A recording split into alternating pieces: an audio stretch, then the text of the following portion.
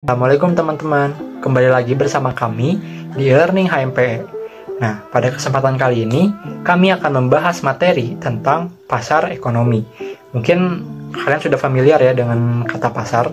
Nah, untuk tahu lebih lanjutnya, yuk simak videonya.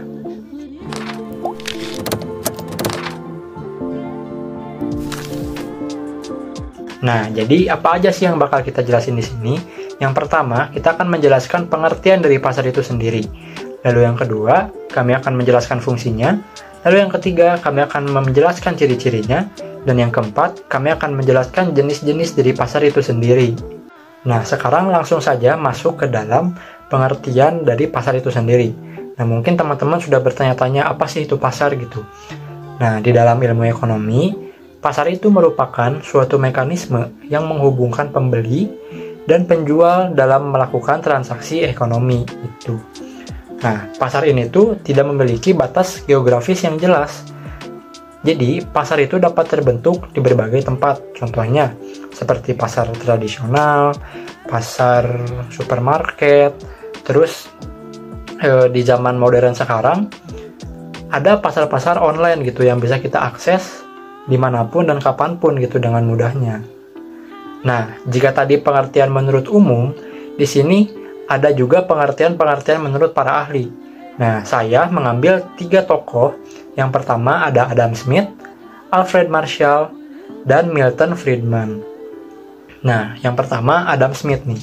Adam Smith mengatakan pasar itu adalah tempat di mana para penjual dan pembeli saling bertemu untuk melakukan transaksi barang dan jasa yang dipertukarkan dengan uang. Nah, yang kedua ada Alfred Marshall.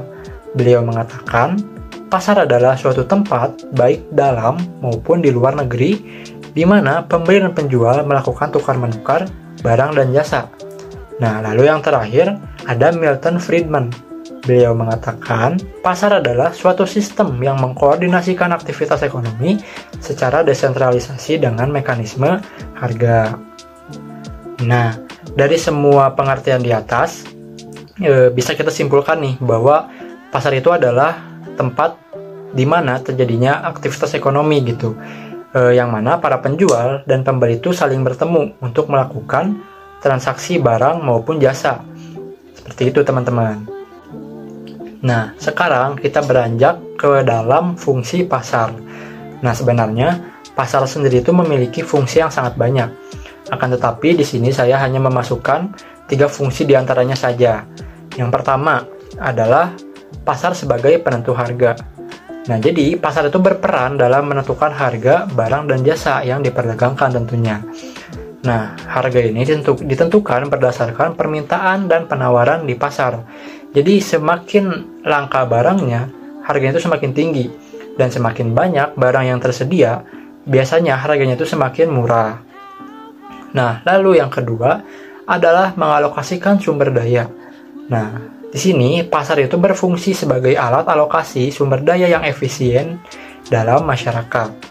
Nah, di dalam pasar, sumber daya itu dialokasikan kepada produsen yang paling efisien dan produk yang paling diminati oleh konsumen. Nah, lalu yang ketiga adalah memotivasi efisiensi. Nah, pasar sendiri adalah pasar memotivasi produsen untuk meningkatkan efisiensi dalam produksinya. Nah, si produsen ini akan berusaha untuk menghasilkan produk yang berkualitas tinggi dengan biaya produksi yang lebih rendah untuk memenuhi permintaan pasar dan bersaing dengan produsen yang lainnya. Mungkin dari saya cukup sekian dan materi selanjutnya akan dilanjutkan oleh rekan saya yaitu Topik. Jadi buat Topik, saya persilahkan. Selanjutnya saya akan membahas mengenai ciri-ciri pasar dan jenis-jenis pasar. Yang pertama, ciri-ciri pasar. Ciri-ciri pasar yang pertama yaitu terdapat penjual dan pembeli. Penjual di sini merupakan individu, perusahaan, atau entitas lain yang menawarkan barang atau jasa untuk dijual.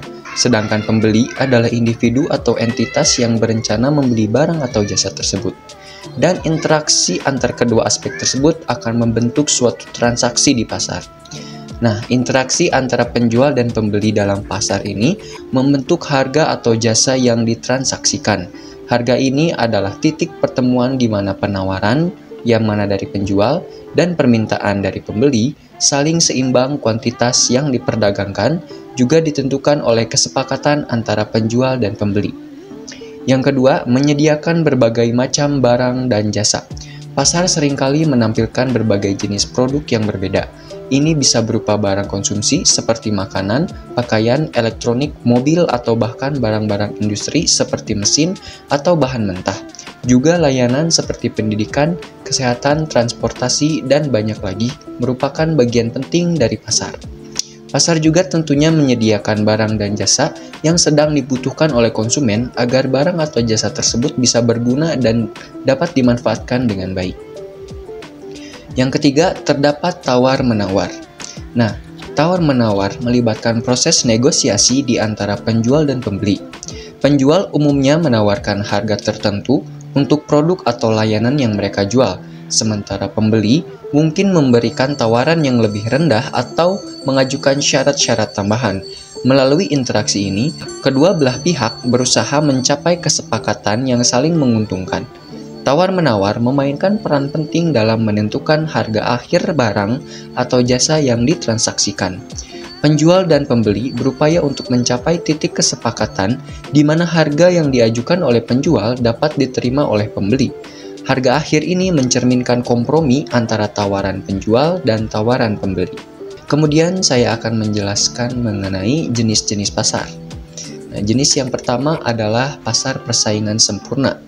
Pasar ini dianggap sebagai pandangan ideal dari sebuah pasar, dan meskipun jarang ditemukan di dunia nyata, konsep ini memberikan kerangka kerja penting untuk memahami prinsip-prinsip dasar ekonomi. Berikut adalah ciri-ciri utama pasar persaingan sempurna. Yang pertama, banyak penjual dan pembeli. Yang kedua, produk homogen atau identik. 3. Informasi sempurna. 4. Mobilitas faktor produksi. 5. Tidak ada pengaruh individual terhadap harga. 6. Pengambilan keputusan yang rasional. 7. Tidak ada hambatan masuk atau keluar pasar.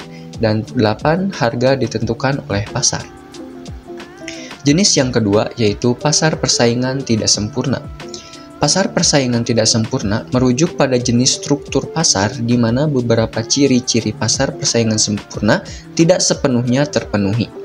Dalam pasar-pasar ini terdapat elemen-elemen yang mengarah pada ketidaksempurnaan, seperti perbedaan produk, pengaruh individu terhadap harga, atau hambatan masuk. Yang ketiga, pasar monopoli dan monopsoni. Pasar monopoli adalah bentuk struktur pasar di mana hanya ada satu penjual atau produsen tunggal yang mendominasi pasaran untuk suatu produk atau layanan tertentu.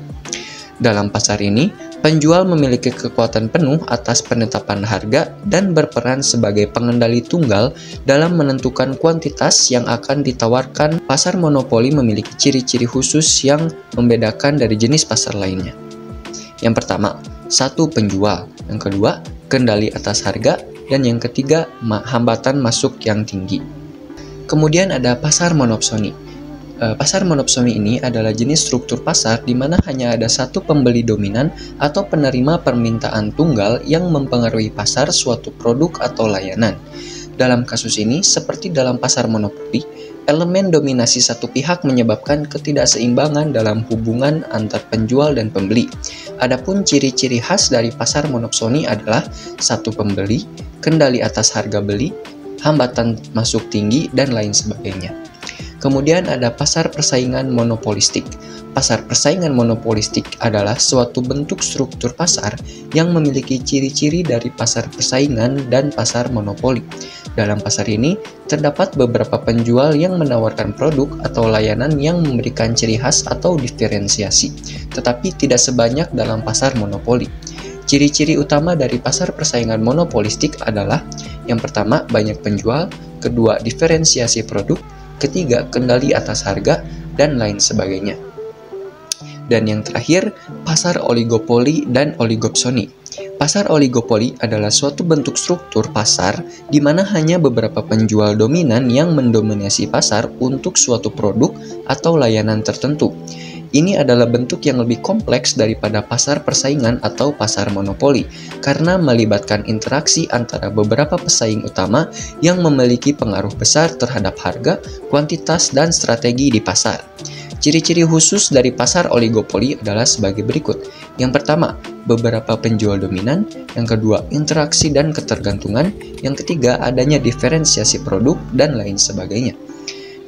Kemudian ada pasar oligopsoni. Adalah jenis struktur pasar di mana hanya ada beberapa pembeli dominan yang mempengaruhi permintaan untuk suatu produk atau layanan tertentu. Dalam pasar ini, sejumlah kecil pembeli memiliki kekuatan besar dalam menentukan harga pembelian dan jumlah barang yang akan dibeli dari penjual. Adapun ciri-ciri utama pasar oligopsoni adalah yang pertama, beberapa pembeli dominan, yang kedua, kendali atas harga pembelian, yang ketiga, dampak pada kuantitas produksi, dan lain sebagainya. Dengan demikian, penjelasan dari materi 1 sampai terakhir telah disampaikan. Terima kasih atas perhatiannya. Wassalamualaikum warahmatullahi wabarakatuh.